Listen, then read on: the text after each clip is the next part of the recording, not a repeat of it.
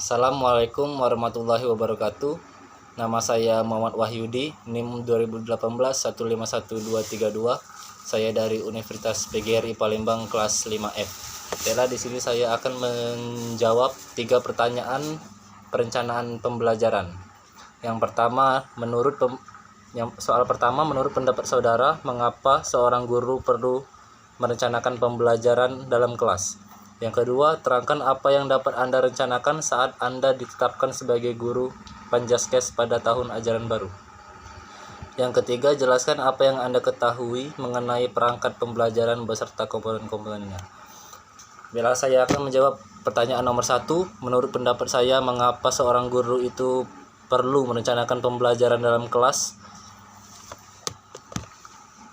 Untuk mencapai tujuan pembelajaran, maka sudah pasti dibutuhkan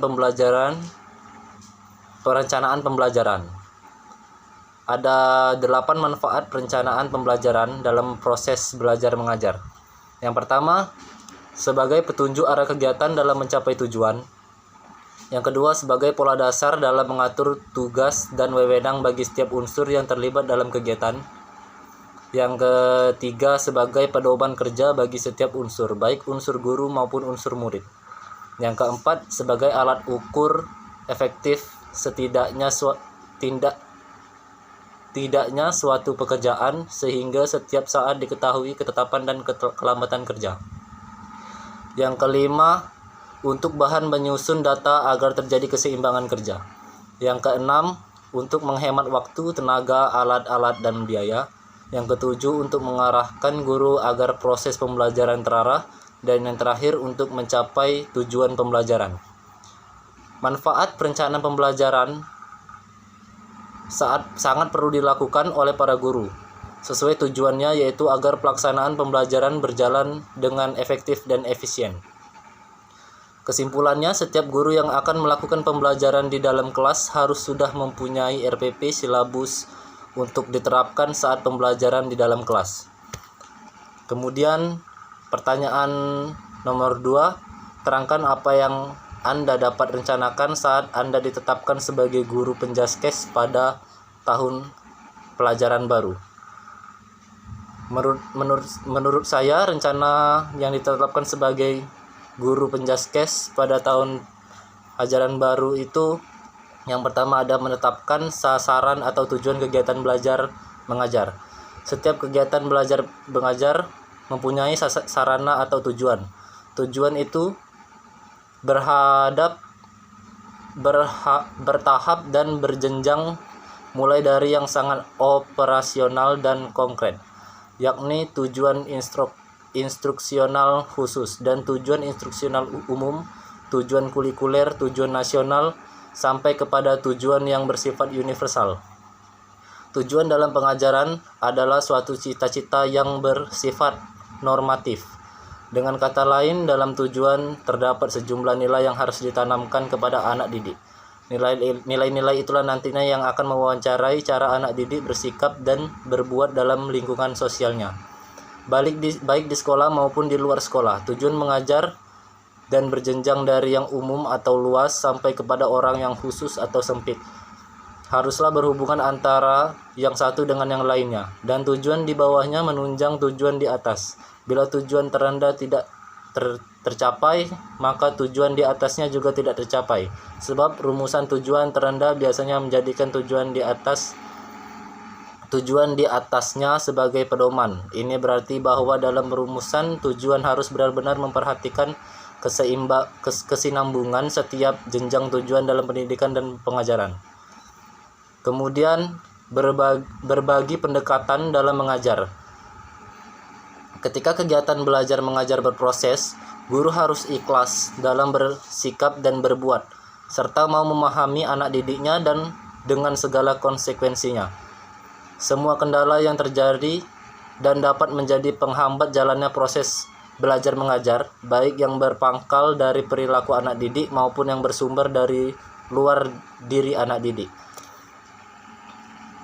harus guru hilangkan dan bukan membiarkannya, karena keberhasilan belajar mengajar lebih banyak ditemukan oleh guru dalam mengelola kelas. Kemudian pendekatan individu. Pendekatan individu, masing-masing anak didik memiliki karakteristik tersendiri yang berbeda dari suatu anak didik yang lainnya. Mereka belajar dengan gaya yang berbeda-beda. Perilaku mereka juga bermacam-macam. Perbedaan individu anak didik tersebut memberikan wawasan kepada guru bahwa strategi pengajaran harus memperhatikan perbedaan anak didik pada aspek individual ini. Kemudian pendekatan kelompok. Pendekatan kelompok suatu waktu diperlukan dan perlu digunakan untuk membina dan mengembangkan sikap sosial anak didik. Dengan pendekatan kelompok diharapkan dapat ditumbuh kembangkan rasa sosial yang tinggi pada diri setiap anak didik. Kemudian ada pendekatan bervariasi. Pendekatan bervariasi bertolak dari konsepsi bahwa permasalahan yang dihadapi oleh setiap anak didik dapat belajar bermacam-macam, khusus yang biasanya muncul dalam pengajaran dengan berbagai motif, sehingga diperlukan variasi teknik pemecahan untuk setiap kasus. Setelah itu, pertanyaan nomor 3. Pertanyaan terakhir. Jelaskan apa yang Anda ketahui mengenai perangkat pembelajaran beserta komponen-komponennya. Baiklah, menurut saya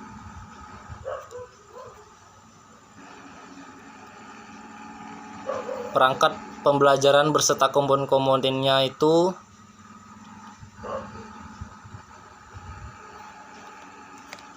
panduan langkah-langkah yang akan dilakukan oleh guru dalam kegiatan pembelajaran yang disusun dalam skenario kegiatan.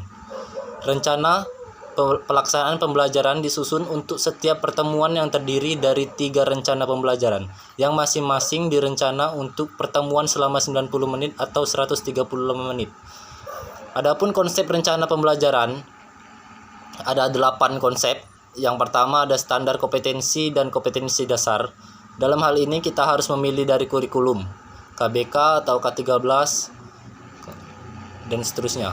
Kemudian nomor 2, pokok bahasan. Yang ketiga, indikator. Yang keempat, model pembelajaran, dipilih sesuai penekanan kompetensi dan materi.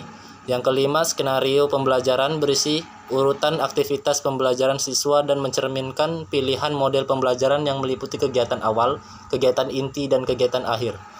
Yang keenam, media pembelajaran, dipilih dan diurutkan sesuai skenario pembelajaran. Yang ketujuh, sumber pembelajaran, dan yang terakhir, penilaian hasil belajar.